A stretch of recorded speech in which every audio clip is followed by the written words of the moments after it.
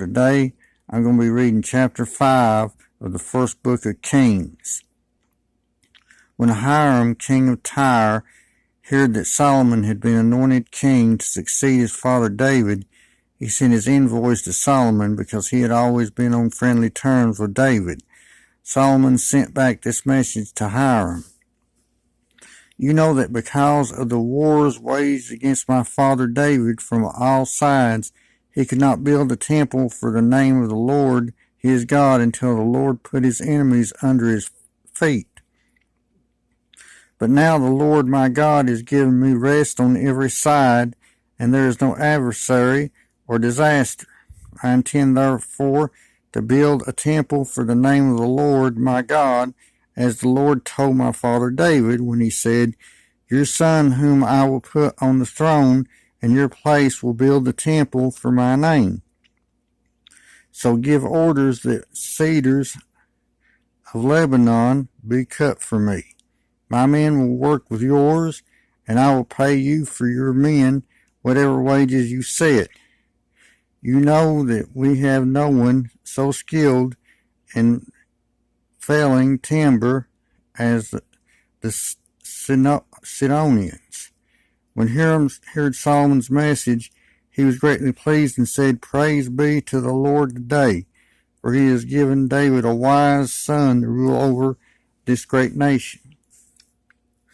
I have received the message you sent me, and will do all you want in providing the cedar and pine logs. My men will haul them down from Lebanon to the sea, and I will float them in rafts by sea to the place you specify. There I will separate them, and you can take them away, and you are to grant my wish by providing food for my royal household. In this way Hiram kept Solomon supplied with all the cedar and pine logs he wanted. And Solomon gave Hiram 20,000 cores of wheat as food for his household, in addition to 20,000 baths of pressed olive oil.